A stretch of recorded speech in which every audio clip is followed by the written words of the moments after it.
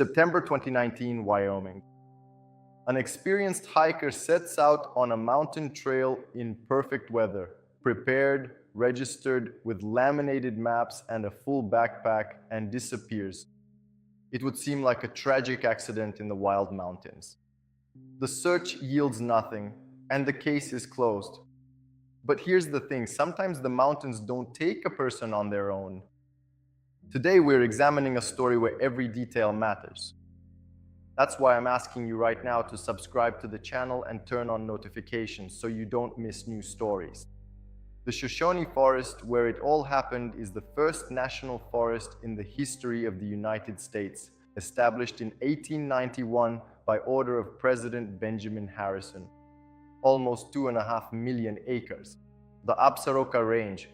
Within it is the ancient remains of volcanic fields dating back over 50 million years. Jagged, dark volcanic rock that easily crumbles underfoot. A vast alien landscape that can't be fully captured on any map. It was here that Caleb Rutherford disappeared, and it is here that this story begins.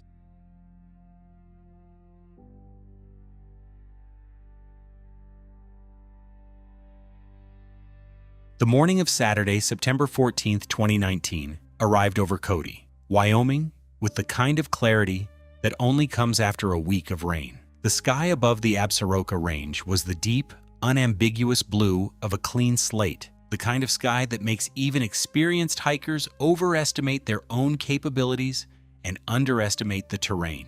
The temperature at the Cody Regional Airport weather station registered 44 degrees Fahrenheit at 6 o'clock in the morning and was projected to reach a comfortable 68 by early afternoon. There was no wind advisory. No precipitation was forecast. The Wyoming State Meteorological Service would later describe that Saturday as one of the finest hiking days in the recorded September climatological history of Park County. Caleb Rutherford, 31 years old, had been planning this trip for 4 months. He was not a reckless man. That point would be made repeatedly in the weeks and months that followed by everyone who knew him. His mother, Sandra Rutherford, a retired school librarian from Billings, Montana, who spoke of her son with the careful, measured cadence of someone who had rehearsed the words until they no longer broke her voice. His supervisor at the civil engineering firm in Cody, where he had worked for the past 3 years, a heavy-set man named Douglas Pratt, who kept a framed photograph of the Shoshone River on his office wall, said that Caleb was the most methodical person he'd ever employed. His college roommate, Marcus Webb, a software developer in Denver who still wore the same brand of worn canvas hiking boots Caleb had recommended to him 8 years earlier, described him as obsessively prepared. He was the guy who laminated his trail maps, Marcus would say, his voice dropping into the low register of a man trying not to cry in front of a camera. Laminated. In 2019, who does that? On the kitchen table of his one-bedroom apartment on Stampede Avenue in Cody, Caleb had left his affairs in an order that was both meticulous and, in retrospect, heartbreaking. A handwritten note on yellow legal paper listed the contents of his pack, item by item, each line checked off with a fine-point black pen. A topographic map of the North Absaroka Wilderness, the real kind, printed on waterproof paper, folded with geometric precision, was tucked into the front pocket of his 65-liter Osprey Atmos pack, which sat by the front door. Beside it, a 10-liter water filter bottle, a lightweight down jacket rated to 15 degrees, a compact first aid kit, 2 days of freeze-dried meals, a fire-starting kit, a headlamp with 3 sets of backup batteries, and a 40-meter length of parachute cord. His iPhone 11 was fully charged. His emergency whistle was clipped to the left shoulder strap of his pack. He had registered his intended route with the Wapiti Ranger District 2 weeks prior, as required, under case number WAPITI 2019-09-0031.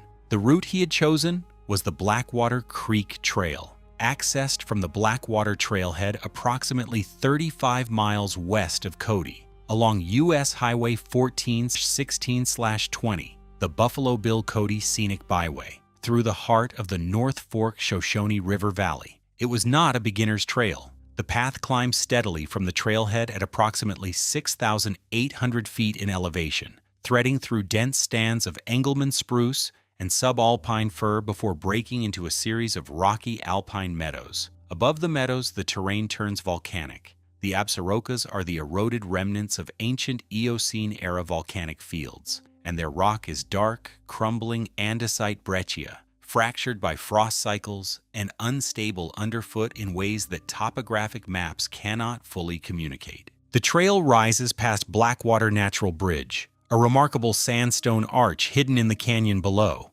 then continues upward toward the ridge that separates the North Fork drainage from the Graybull River country to the east. According to his registration form, Caleb intended to camp one night near the lower meadow at approximately 8,400 feet elevation, then push to the ridge on Sunday before returning to the trailhead by Sunday afternoon, no later than 4 p.m. He had done sections of this trail twice before, in 2017 and again in the summer of 2018.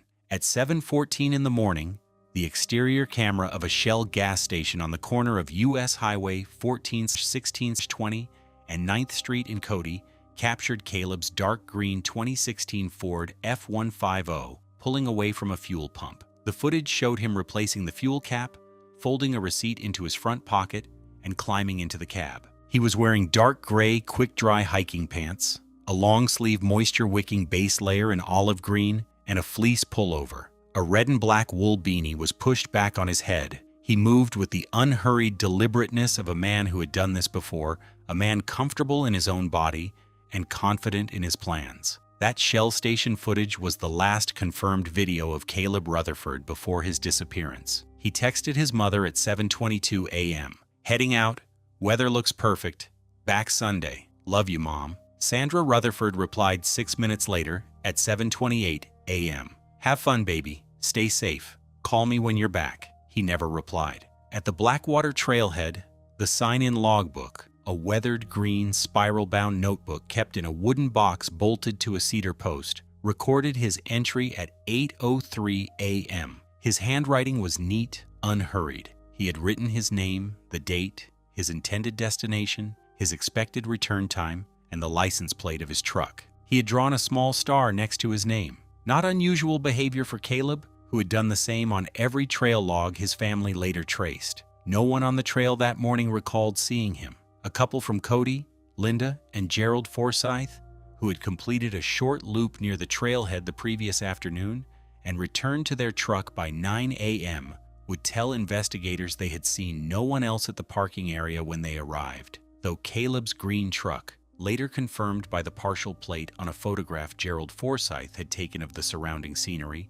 was already in the lot. By 8:15 in the morning, Caleb Rutherford was somewhere in the trees. At 1:43 in the afternoon, a Shoshone National Forest ranger named Phil Staunton, 14 years with the Forest Service, stationed at the Wapiti Ranger Station, drove his patrol vehicle slowly through the Blackwater trailhead parking area as part of his standard weekend circuit. He noted Caleb's green F-150 and glanced at the logbook. The handwriting read, "Rutherford, C. Meadow Camp. Return Sunday, 4 p.m. Staunton would recall that everything appeared entirely normal. He noted the truck's presence in his daily log and continued his route west toward the national park boundary. The spruce and fir closed over the trail above the parking area, and the mountain went about its business, indifferent to what it contained. Sunday, September 15th, came and went without Caleb Rutherford returning to his truck. By Monday morning, September 16th, 2019, Sandra Rutherford had been awake for 31 consecutive hours. She had expected her son's call by Sunday evening at the latest. When it did not come by 7 p.m. Sunday, she told herself he had simply decided to extend his trip, to take advantage of the continuing good weather, and spend another night on the mountain. Caleb had done this before, or so she believed. She would later revise that recollection under the gentle probing of the Park County Sheriff's investigators, acknowledging that no, in fact, Caleb had never done this before, not without texting her first. By 9 p.m. Sunday, she was calling his cell phone every 30 minutes. By midnight, she was calling the Park County Sheriff's Office dispatch line. At 2:17 in the morning, she reached a dispatcher named Curtis Halloway, who took her information patiently and told her that a deputy would check the Blackwater trailhead at first light. At 6:08 in the morning on Monday, September 16th, Deputy Lena Marchand of the Park County Sheriff's Office, 3 years on the job, compact and efficient, known among her colleagues for never writing a report longer than absolutely necessary, drove to the Blackwater trailhead and found Caleb Rutherford's green Ford F-150 sitting in the same spot it had occupied since Saturday morning. The condensation on the windshield had dried and recondensed twice in the overnight temperature cycle, indicating the vehicle had not moved. She looked inside. A clean cab, a jacket on the passenger seat, a pair of reading glasses in the cup holder. She checked the trail log. She called it in at 6:22 a.m. By 9 o'clock in the morning, the first phase of a coordinated search and rescue operation had begun. The resources mobilized were substantial. The Park County Search and Rescue Team, a volunteer organization of 43 members operating under the coordination of the Park County Sheriff's Office, was activated within the hour. The Shoshone National Forest provided 3 law enforcement rangers and 2 additional patrol rangers, including Phil Staunton, who was among the first to reach the trailhead. The Wyoming Army National Guard was placed on standby to provide aerial assets. By 11 a.m., a Bell 407 helicopter operated under contract with the Wyoming State Division of Homeland Security was airborne over the North Fork drainage, sweeping the lower meadows and the trail corridor with a FLIR thermal imaging system operated by a contracted specialist named Brendan Toth, a quiet, broad-shouldered man from Casper with a decade of experience in backcountry search operations. The search dogs arrived at 10:45 a.m. The K9 unit, 2 German Shepherds, Remy and Kessler, and 1 Belgian Malinois named Sabre, was handled by Frank DiMaggio, a former Natrona County Sheriff's deputy who had been running search dogs in Wyoming wilderness terrain for 18 years. DiMaggio was methodical to the point of deliberateness. He laid out scent articles, a t-shirt from Caleb's truck cab, and worked the dogs in grid patterns from the trailhead. Remy immediately took the scent and pulled hard up the main trail, confirming what everyone already suspected. Caleb had gone in. He had not simply never started his hike. The terrain was the search's primary adversary. From the trailhead at 6,800 feet to the ridge at just over 10,200 feet, the Blackwater Creek drainage presents a searcher with a sequence of progressively difficult environments. The lower canyon is forested so densely that aerial visibility drops to near zero beneath the canopy. The Engelmann spruce grow to 80 feet in height, and their branches interlock 40 feet off the ground, creating a living ceiling that blocks both sunlight and satellite imagery. The middle section, above the natural bridge and below the alpine meadows, includes a series of steep talus fields composed of the crumbling andesite rock characteristic of the Absarokas, where human footprints disappear within hours under the movement of the shifting stone. A person who slipped and fell on that terrain could land anywhere. The recovery of a body from such a location could require ropes, technical equipment, and the kind of luck that search and rescue teams pray for but cannot count on. Above the talus, the meadow opens to roughly 40 acres of high alpine grassland, golden brown in mid-September, bisected by the clear, shallow channel of Blackwater Creek running southwest to northeast. Monday's search produced nothing. The helicopter swept until its fuel limit forced a return to Cody at 4:30 p.m. The K9 teams reached the lower meadow by mid-afternoon, where Remy lost the scent trail near the creek crossing. Not unusual, the handlers explained. Moving water disrupts scent patterns, and the dog could not determine which bank Caleb had proceeded toward. 15 ground searchers, organized into 3 teams of 5, swept both banks of the creek to the east and west. Nothing. No boot print, no discarded wrapper, no voice responding to the organized calls that echoed across the meadow and died unanswered in the rocks above. Tuesday brought rain. The precipitation began at 4 o'clock in the morning. A cold, horizontal rain driven by a northwest wind that dropped the mountain temperature from 38 degrees to 27 degrees by mid-morning, dusting the ridgeline above 9,500 feet with an inch of early-season snow. Visibility at altitude dropped to under 200 yards. The helicopter was grounded. The K9 teams continued, slowed now, and working with the growing certainty that rain was obliterating whatever scent residue remained on the upper trail. 2 additional Park County deputies and a team of 4 from the Cody Area Mountain Search and Rescue Chapter, equipped with technical rope gear, worked the talus fields above the natural bridge, methodically searching the ravines and debris accumulations where a falling body might come to rest. They found nothing. On Wednesday, the weather cleared again, cold but still. A fixed-wing aircraft belonging to the Wyoming Department of Transportation flew a high-altitude photographic survey of the search area, generating a series of overlapping images that analysts in Cheyenne would spend 3 days examining at 5 times magnification. Nothing identifiable as a person or a piece of equipment was found. It was on Thursday, September 19th, the 4th day of active searching, that the single anomalous piece of evidence came to light. Patricia "Pat" Osley, a 52-year-old search and rescue volunteer from Powell, Wyoming, with 20 years of backcountry experience and a second career as a retired biology teacher who could identify every genus of lichen in the northern Rockies, was working the eastern bank of Blackwater Creek, approximately 0.4 miles upstream from the meadow crossing. She was not looking at the ground. She was looking at a Douglas fir, specifically at a section of bark approximately 4 feet off the ground where a 3-inch strip of material was caught in the rough, textured surface of the tree, fluttering almost imperceptibly in the light morning air. It was a fragment of olive green woven nylon approximately the diameter and weave pattern consistent with the strap of a hiking pack. Not a piece of torn strap. Closer examination by Shoshone Forest Law Enforcement Officer Dana Krell revealed that it appeared to have been cut. The cut was clean. The fiber ends were compressed in the pattern characteristic of a blade, rather than abrasion or tearing. Krell photographed the fragment in place with an evidence ruler. She bagged and tagged it. She noted in her log, at 10:14 in the morning on Thursday, September 19th, that the fragment was located on the eastern side of a Douglas fir tree, at a position that suggested the wearer had passed north of the tree while moving upstream, away from the main trail and deeper into the roadless North Absaroka wilderness. There was no trail in that direction for more than 12 miles. Investigators spent the next 4 days pressing north along the creek drainage. They found nothing more. On Monday, September 23, 2019, 9 days after Caleb Rutherford had signed his name in a trail log with a small star, the active search was officially suspended. The total resources expended amounted to 1,247 personnel hours, 14 aerial sorties, 3 K-9 deployments, and a ground sweep of approximately 22 square miles of terrain. In the final search report filed by the Park County Sheriff's Office on October 3, 2019,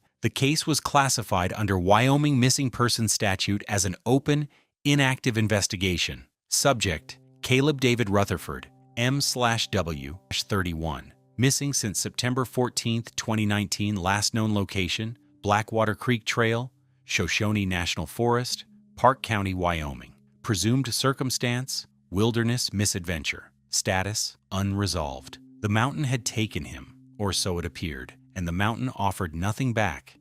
Let's pause at this moment. A fragment of a backpack strap, 3 centimeters of olive green nylon on the tree bark.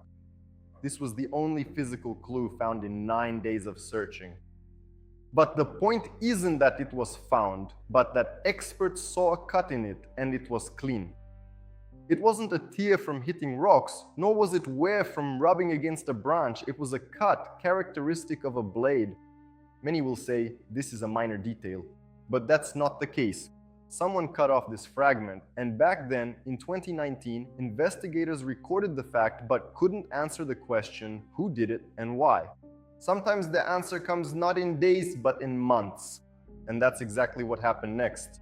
Grief, when it is held in suspension by uncertainty, does something to the body that grief resolved cannot. Sandra Rutherford would describe it years later to the same investigators, in a different context, under different lights, as the sensation of standing permanently on the edge of a step, not fallen, not solid, just permanently poised at the brink. She kept his apartment on Stampede Avenue for 14 months after the disappearance, continuing to pay the rent from her fixed income, unable to bring herself to clear it. A neighbor, a young woman named Terry Olson, who worked at the Buffalo Bill Center of the West, would sometimes hear Sandra moving quietly through the rooms late at night when she made the 5-hour drive from Billings. Not crying, she told investigators later, just moving. As if the act of being in the physical space Caleb had occupied could maintain some filament of connection, across whatever void had opened between them. The Park County Sheriff's Office assigned the case to Detective Sergeant Alan Ford, a methodical,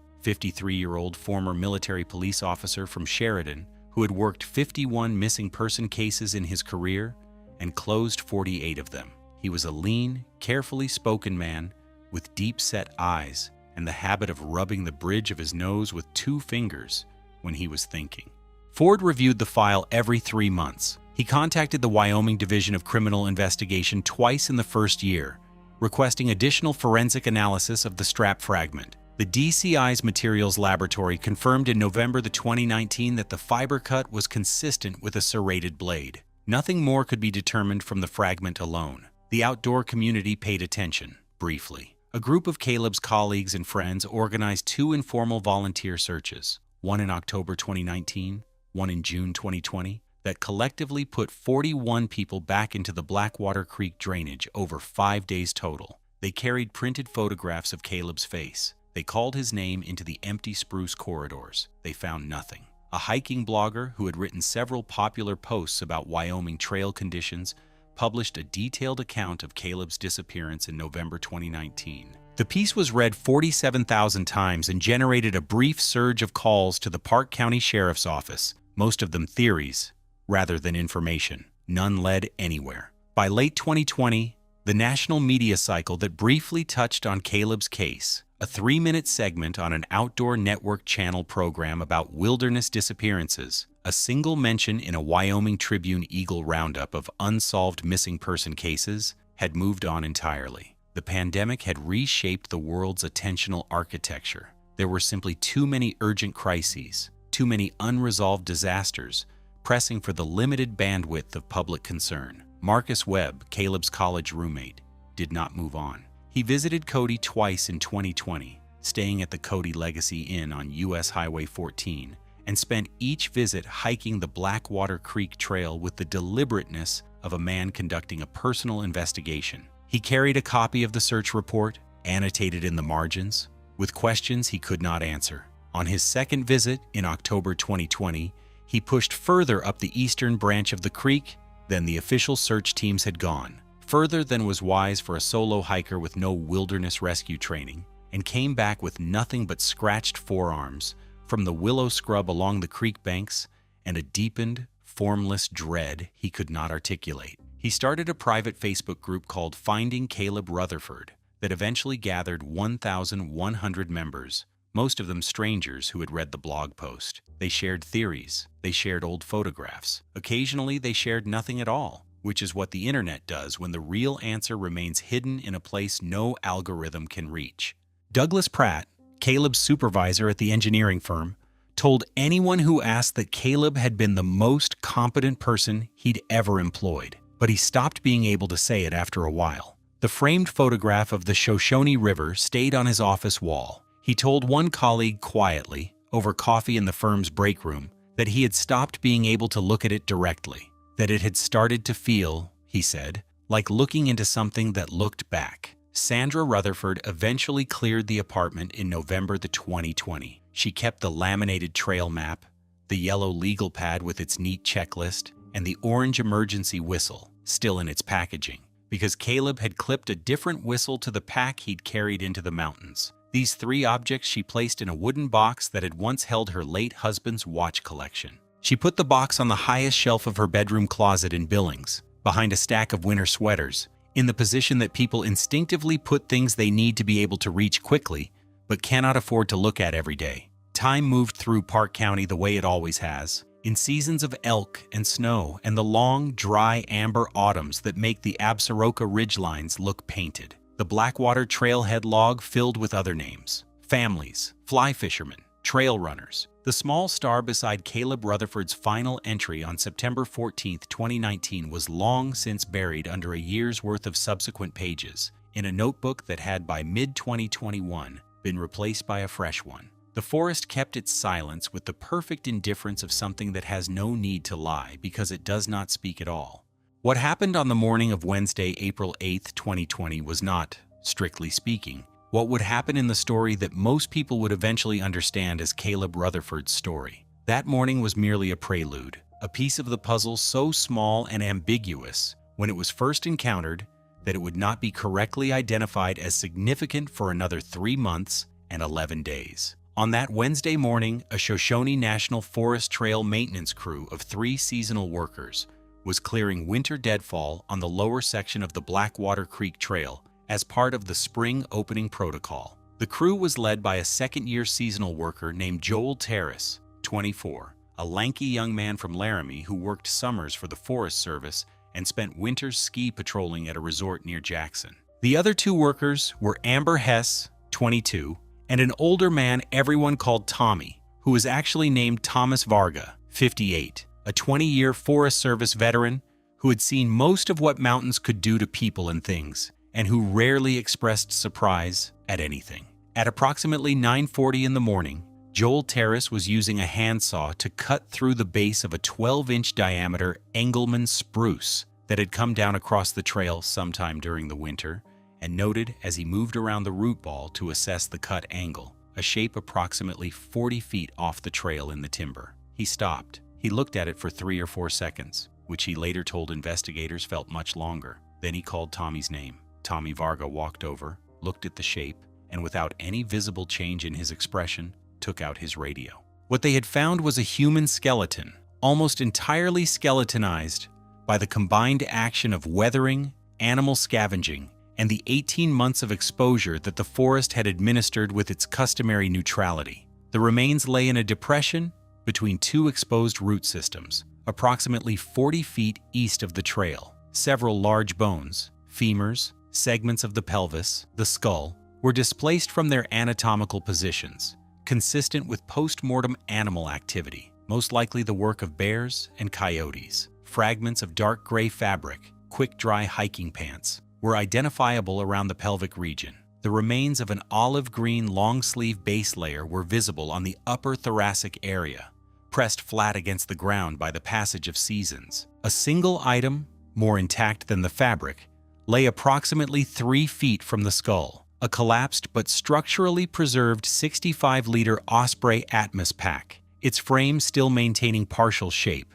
its zippers corroded but unopened. The pack's left shoulder strap had been cut. The cut began approximately 4 inches above the sternum clip buckle and extended downward in a clean diagonal line. The severed strap end was gone. The cut surface of the remaining strap end, visible when the pack was later examined by forensic technicians, was clean-edged, consistent with the application of a serrated blade. The match to the fragment recovered in September 2019 would be confirmed 12 days later by a materials analyst at the Wyoming DCI laboratory in Cheyenne. The analyst, Dr. Marcus Leong, stated in his report dated April 20, 2020, the fiber composition, weave pattern, dye lot, and cut surface morphology of the fragment recovered September 19, 2019 are consistent with origin from the same strap assembly as the cut section examined April 14, 2020. The probability of independent origin is negligible. Detective Sergeant Alan Ford arrived at the scene at 11:47 in the morning on April 8th. He spent 8 minutes examining the scene from outside the established perimeter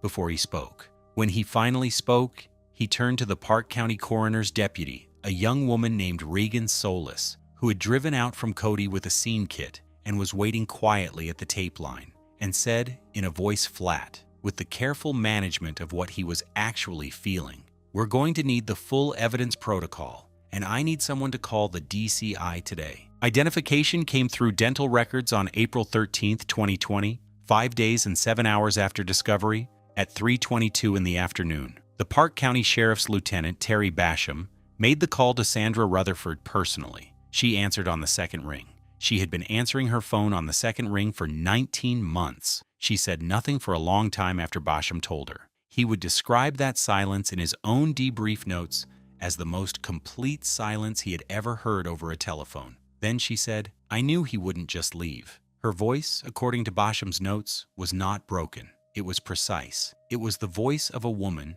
who had been rehearsing for this exact moment for a year and a half and had decided somewhere in the architecture of her grief to make it a moment of confirmation rather than collapse. "I knew," she said again, quietly. "He had my number right there." The pack was opened under forensic protocol the following day. Most of its contents were exactly as Caleb had checked them off his yellow legal pad. The laminated trail map, the water filter, the fire starting kit, the backup batteries, the freeze-dried meals, both sealed, the 40-meter length of parachute cord, coiled and unused, the headlamp, the compact first aid kit, its zipper intact. One item was missing. The item was not on Caleb's checklist, which meant either he had not brought it or it had been removed after death. It was his iPhone 11, which Sandra confirmed he had been carrying. The phone was never recovered.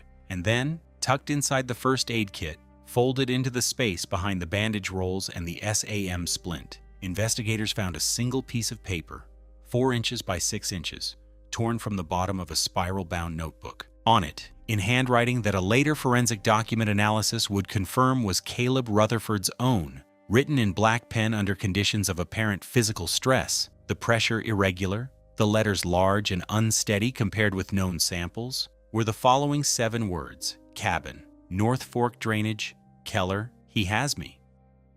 7 words. This is what you need to understand right now.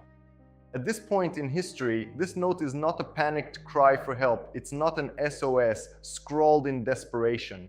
This is a document written by a man who worked as a civil engineer, who spent his whole life recording data, who understood he himself might not be found, but the backpack would be. The first aid kit with the closed zipper is the safest place in a soaked, animal-ransacked backpack. He knew that. He chose it specifically. And instead of crying out, he gave the coordinates, provided a name, and described the situation in 3 words: he has me. This is not the end of the story. This is truly its beginning. And this is exactly what changes everything. What did you think about this case until this second? The note was processed as a critical lead by the Wyoming DCY within hours of its discovery on April 14, 2020. Lead investigator on the DCI side was Special Agent Donna Chalice, 46, a 15-year DCI veteran who had worked 4 abduction cases in her career and understood from the first reading of those 7 words exactly what category of investigation she was now holding in her gloved hands. She was a woman of measured silences and very few wasted words, with an organizational intensity that her colleagues described as close to frightening. She ran the DCI's Wyoming Missing Persons Unit out of Cheyenne and had driven to Cody the same evening the pack was opened, arriving at the Park County Sheriff's Office at 11:30 p.m. and spending the night in a conference room reviewing everything the Rutherford case file contained. The name Keller was the beginning. Land records for the North Fork Shoshone River corridor,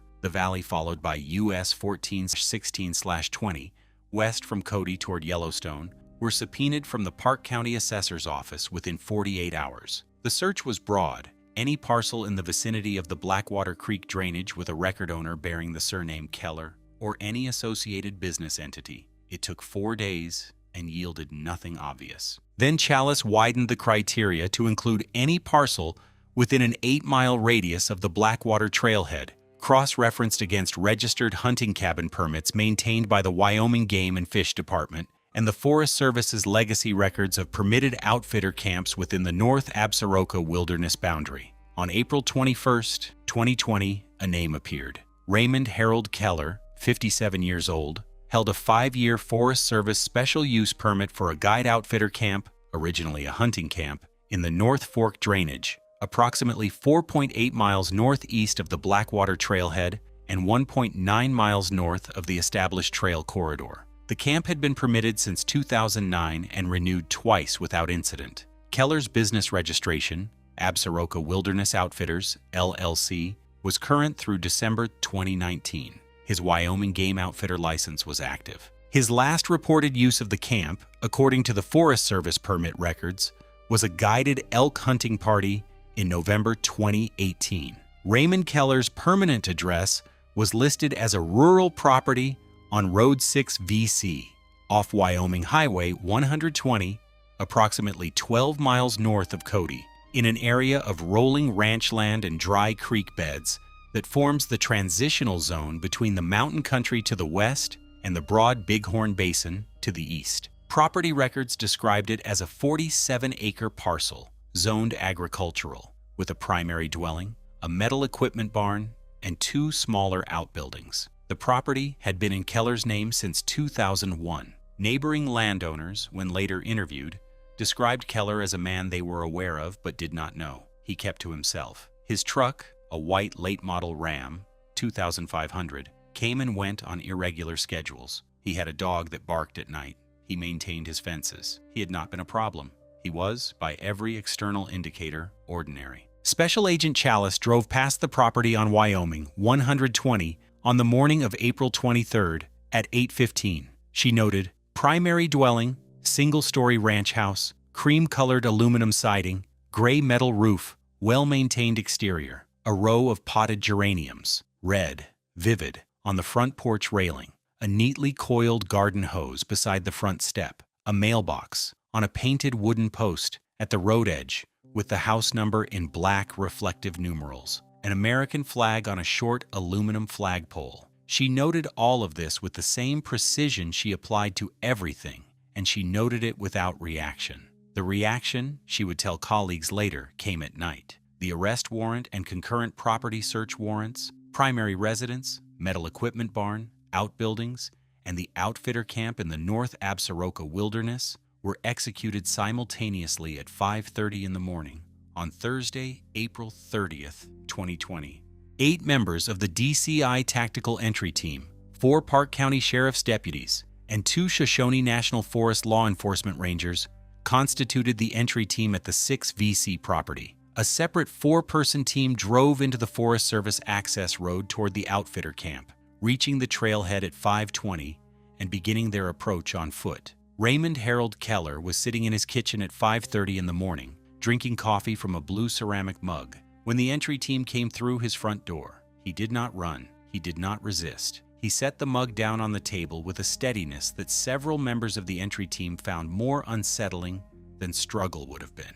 He looked at the agents entering his kitchen with the expression of a man who has been waiting for something for a very long time and is relieved it has finally arrived. He said, according to the entry team report, "I figured you'd get here eventually." He then placed both hands flat on the table without being asked. The search of the primary residence began within minutes of Keller's detention. The kitchen was clean. The living room, a recliner, a flat-screen television, a bookshelf lined with outdoor sports magazines and 3 worn Western paperbacks, was clean. A second bedroom functioned as a storage space, crowded with hunting equipment, rubber boots, and cardboard boxes of non-perishable food. The bathroom was clean. The primary bedroom, a double bed with a quilted comforter, a framed print of the Absaroka Range in autumn above the headboard, was clean. The metal equipment barn was where the investigation changed its character entirely. The barn's primary space, farm implements, an ATV, a riding mower, propane tanks, the accumulated machinery of rural life, occupied the front 2/3 of the structure. The rear third was separated from the main space by a wall of what appeared to be standard corrugated metal panels, indistinguishable from the exterior walls. Forensic specialist Karen Drew, a 14-year DCI veteran who had processed over 200 crime scenes, and who would later describe this particular structure as among the most methodically engineered spaces she had ever encountered, noted a barely perceptible vertical seam in the interior corrugated panel that was inconsistent with standard construction joinery. She pressed along the seam, found a concealed handle recessed behind a hinged section of wall, and pulled. The door behind the refrigerator is a figure of speech. In Raymond Keller's equipment barn, it was a door behind a false wall panel in a metal building on 47 acres of Wyoming ranch land. But the principle was identical. Behind the panel was a room, approximately 14 feet by 10 feet, constructed of poured concrete and insulated with rigid foam board adhered directly to the concrete surface. The floor was smooth poured concrete covered with a layer of commercial-grade rubber matting. The ceiling was 8 feet. A single LED strip light powered by a junction with the barn's main electrical circuit ran along the upper wall on 2 sides, giving the space a cold, functional illumination. There was a metal folding cot against the right wall, its mattress a 3-inch dense foam pad covered in a dark gray fitted sheet. There was a chemical toilet in the far left corner, screened by a piece of heavy fabric hanging from a ceiling rail. There was a steel shelf unit against the back wall that held a water dispenser, several cases of bottled water, 2 blankets folded in military squares, a first aid kit, and a supply of non-perishable food items, canned goods, energy bars, freeze-dried packets. There was a metal ring embedded in the concrete floor, approximately 3 feet from the cot, attached by a 6-foot length of steel aircraft cable to a second ring embedded in the wall at ankle height. On the floor beside the cot was a wooden board approximately 12 inches by 16 inches, smoothed by handling. On the board, in pencil, covering every inch of surface and overwriting previous inscriptions in the palimpsest of a person running out of other options, were words and numbers, dates, temperature observations, what appeared to be a running account of days, a calendar scratched in tiny numerals along the board's edge, and in the upper right corner, circled and recircled until the pencil had nearly broken through the wood. Caleb D. Rutherford, September 14, 2019, Blackwater Trail. Karen Drew photographed it in place before she touched anything. She told Agent Chalice, who arrived at the barn 30 minutes after the initial entry, "The man in that room kept records." Her voice was the voice of a professional. Her face, Chalice noted in her own private account of the day, was not. Raymond Keller's hunting camp in the North Absaroka Wilderness was reached by the 4-person team at approximately 7:45 in the morning, an approach of just over 2 hours through terrain that had given the September 2019 search teams so much difficulty. The camp consisted of 2 canvas wall tents on wooden platforms, a fire ring, a food storage cache on a high line between 2 spruces, and a third, smaller structure, a plywood-sided wooden shed approximately 8 feet by 10 feet padlocked. The padlock was cut. Inside the shed were tools, axes, handsaws, rope, standard outfitter gear, and along the back wall, a wooden bench with a locked metal tool chest. Inside the tool chest, wrapped in a heavy plastic bag, were 1 iPhone 11 in a blue case, 1 wallet containing Caleb Rutherford's Wyoming driver's license, $47 in cash, and a Visa debit card.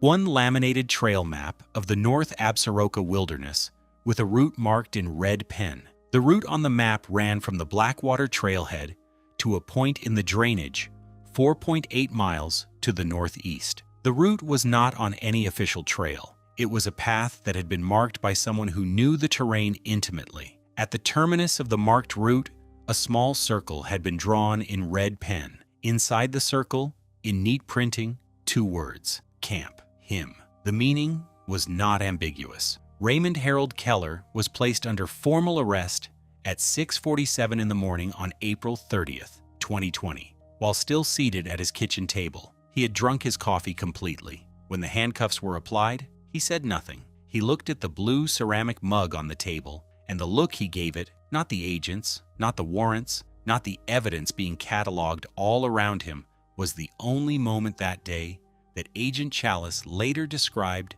as something other than flat. It was the look of a man looking at the last ordinary thing in the world he would ever touch. Look at how exactly the chain of evidence was uncovered. This is exemplary investigative work under conditions of virtually zero initial information. 7 words, a name, a drainage, and that's it. Agent Chalice started with the land registry and found nothing. Then she expanded her search to hunting licenses and Forest Service permits. It was the cross-referencing of the 2 permit databases, camp permits and the surname Keller, that produced a result after 7 days of work. It took exactly 7 days from the initial record to obtain the name, the address, and the warrant. And then there was a receipt from the local hardware store for insulation panels and anchor bolts, which were purchased the very day after Keller's phone was tracked by cell towers on the route toward his ranch. Each individual element by itself meant absolutely nothing, but together they formed a complete and undeniable picture. This is precisely how real painstaking investigations work. Not a single striking piece of evidence, but the patient layering of details. The criminal case Arimer against Raymond Harold Keller was prosecuted by the United States Attorney's Office for the District of Wyoming and Cheyenne, with additional state charges filed by the Wyoming Attorney General's Office under Park County jurisdiction. The federal indictment, returned by a grand jury on June 12, 2020, comprised 7 counts. 1 count of kidnapping under 18 U.S.C. Section 1201A1, 1 count of kidnapping resulting in serious bodily harm, 2 counts of unlawful detention, 1 count of obstruction of a federal investigation, and 2 counts related to the destruction and concealment of evidence, specifically the removal of the victim's communication device and personal identification. The case proceeded without a jury trial. On August 31, 2020, Raymond Keller entered a formal guilty plea to all federal counts before U.S. District Judge Patricia Holroyd in Cheyenne. He was represented by a court-appointed public defender, a careful and clearly uncomfortable attorney named James Allred, who managed his client's legal interests with the muted professionalism of a man doing a difficult job in a difficult situation. Keller had declined, from the moment of his arrest, to speak beyond the minimum required for legal processing. His allocution at the plea hearing lasted 4 minutes and 31 seconds, contained no expression of remorse, and provided no explanation beyond what was legally necessary to complete the plea record. Judge Holroyd sentenced Raymond Keller on October 14, 2020, to life imprisonment without the possibility of parole on the federal kidnapping counts, to be served consecutively with a concurrent state sentence of 20 to life on the Wyoming aggravated assault and unlawful imprisonment charges. In her sentencing statement, careful, deliberate, the language of a jurist who knew that every word would be read and reread by people who needed them to carry weight, Holroyd described the crime as a calculated, sustained, and methodical deprivation of a human being's liberty, conducted with the premeditation of someone who had prepared for it as thoroughly as one prepares for any deliberate enterprise. She did not raise her voice. The courtroom was not loud. Raymond Keller was processed into the Federal Correctional Institution in Englewood, Colorado on October the 22nd, 2020. The reconstruction of what had happened between September 14, 2019 and April 8, 2020, the 206 days of Caleb Rutherford's captivity, came through multiple evidentiary sources: the wooden board from the equipment barn, the contents of the hunting camp tool chest, Keller's Forest Service permit and movement records, cellular tower data that placed his device at or near the Blackwater trailhead on the morning of September 14, 2019, and a series of receipts recovered from the metal barn that documented supply runs to a Cody grocery store in patterns consistent with provisioning for 2 people. The wood board's inscriptions, fully transcribed in a 47-page forensic document analysis prepared by DCY document examiner Patricia Yoon, told a story of calculated captivity and the systematic dissolution of a person's sense of time. Caleb had scratched dates. He lost track of days after approximately the 3rd month, and his date markings became inconsistent. He had scratched temperatures, apparently estimating them from the feel of the concrete walls, which, the structural analysis of the barn later confirmed, varied with external temperature despite the foam insulation. He had scratched names: his mother's name, Marcus's name, the name of a woman named Julia, whose identity took investigators several days to establish, a former girlfriend in Denver who had not been in contact with Caleb for over a year, and who, upon being informed by Agent Chalice, sat down on the floor of her living room and did not get up for a very long time. And he had scratched, in the last layer of inscription, overwriting all the others, in letters pressed so hard into the wood that the surface was permanently grooved. Still here. It was on September 28, 2019, 14 days after his disappearance, that investigators determined the moment Keller had moved Caleb from the wilderness camp to the equipment barn. Cellular tower records showed Keller's phone making the transit from the Wapiti area cell tower to the Highway 120 residential tower during a window of approximately 3 hours on that date. A receipt from a Cody hardware store, dated September 29, 2019, showed the purchase of additional foam insulation board and a box of concrete anchor bolts, items whose purpose became entirely legible in the context of what forensic engineers subsequently found in the barn's hidden room. Caleb Rutherford had survived in that room for 206 days. He had been discovered by the trail maintenance crew on April 8, 2020, not alive, but as remains, which complicated the narrative in ways that the subsequent investigation resolved only partially. The forensic pathologist assigned to the case, the Kraintipikramis Train Sani case, Dr. Howard Landis, of the Wyoming State Crime Lab in Laramie, established through skeletal trauma analysis and the physical evidence record that Caleb had died of exposure and medical complications. His remains then carried from the outfitter camp location by animal activity before coming to rest in the Root Depression, where Pat Osley's trained eye found the strap fragment in September 2019. The exact sequence of events in the final days remained, and would remain, an incomplete record. What the wood board told, in its layered and frantic palimpsest, was that Caleb Rutherford had refused, for as long as he was physically able, to stop being present. He had kept records. He had marked time. He had written the names of people who were looking for him. He had scratched a map of the outfitter camp on the back of the board in careful detail, a map that the DCI confirmed, upon comparison with aerial imagery, was accurate to within approximately 15 meters. He had hidden the note inside his first aid kit with the deliberate planning of someone who understood, with cold clarity, that his belongings would be found before he was. The forensic analysis of the note confirmed that it had been written under physically compromised conditions, likely in a period of significant weakness, but written with intentional precision. The 7 words were not a cry. They were a filing.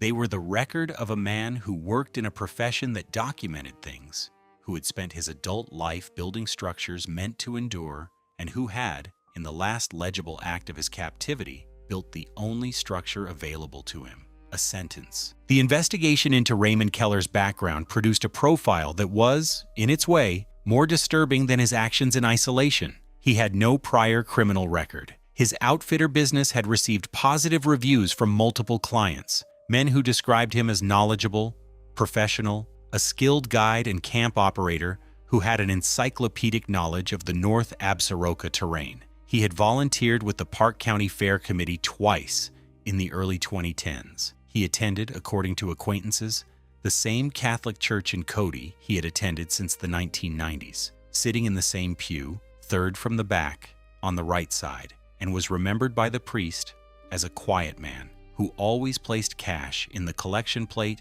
and never stayed for coffee hour. His hunting clients remembered his dog, a large Australian shepherd named Duke, with particular fondness. Duke had been removed from the property by Park County Animal Control on the morning of the arrest and subsequently adopted by a deputy. No complete explanation of motive was ever formally established in court because Keller never provided one. The profiling assessment prepared by the FBI's Behavioral Analysis Unit, introduced at sentencing, described a pattern consistent with isolated, premeditated captivity, motivated by what the report characterized as a pathological need for dominance, expressed through controlled physical environment, rather than direct violence. The distinction being that Keller had apparently conceived his crime not as an act of brutality in the conventional sense, but as an act of possession, a distinction that the criminal code did not recognize, but that the psychology of the crime made legible in every detail of the engineered space behind the false wall. Sandra Rutherford gave a victim impact statement at the October 2020 sentencing hearing. She spoke for 9 minutes and 40 seconds. She described her son through the details that parents reach for when they want to tell a courtroom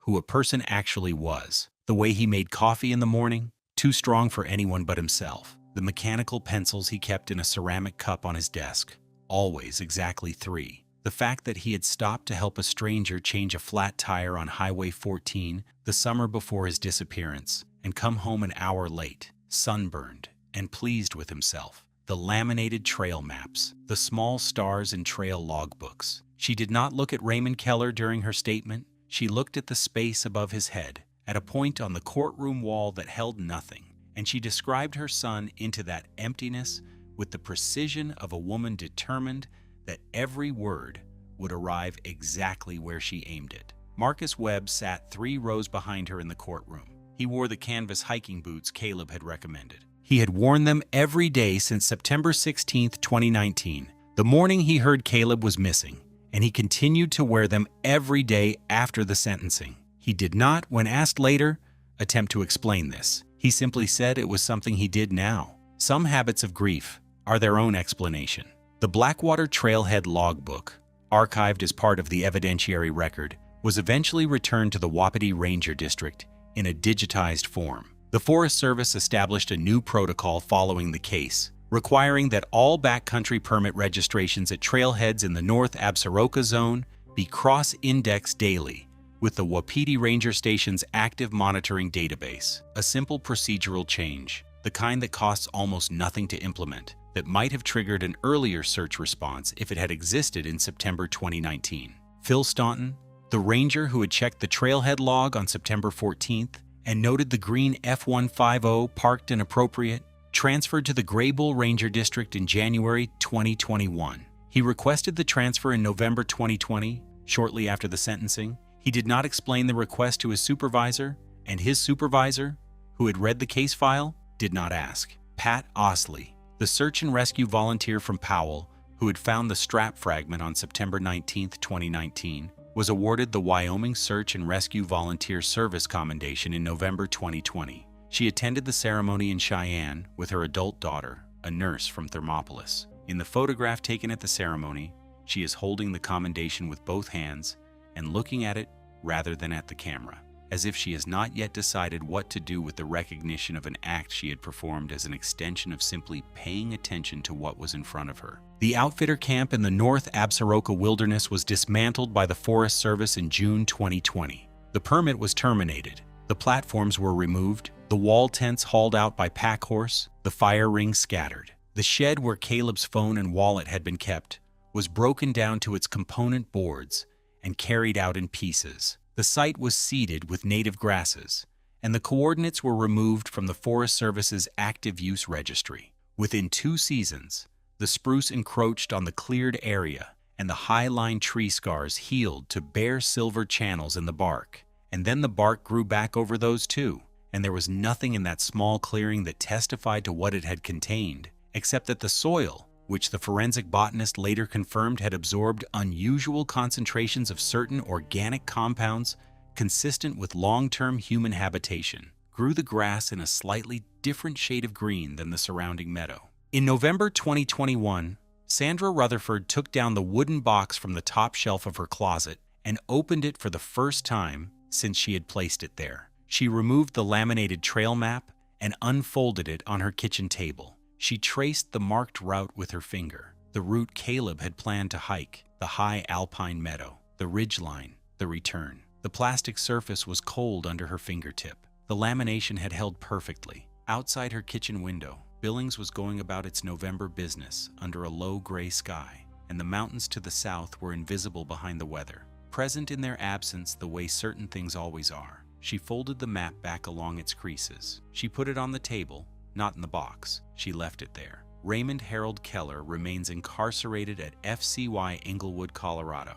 He has not granted interviews or made public statements since his sentencing. The North Absaroka Wilderness receives an average of 3,200 backcountry visitors annually. The Blackwater Creek Trail is rated moderate to strenuous and remains open to hikers. The trailhead logbook asks for your name, your destination, and your expected return time.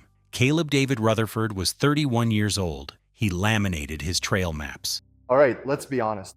Caleb did everything right. He registered, got his gear, told his mom, laminated the map. It's a funny detail, but it says everything about the person. He was the kind of person who prepares, who doesn't rely on luck, and yet it still happened. But here's what's important. Even there, in that concrete room, he didn't break. He kept notes on a wooden board. He drew a map of the camp. He wrote 7 words and hid them in the first aid kit because he understood that the backpack would be found before he was. This isn't movie heroism, it's just a person who kept doing what he knew how to do until the end. And it worked. Keller was arrested. He was found precisely because of that note. Please write down in the comments what impressed you the most about this story and share the video with your friends and loved ones. See you next time.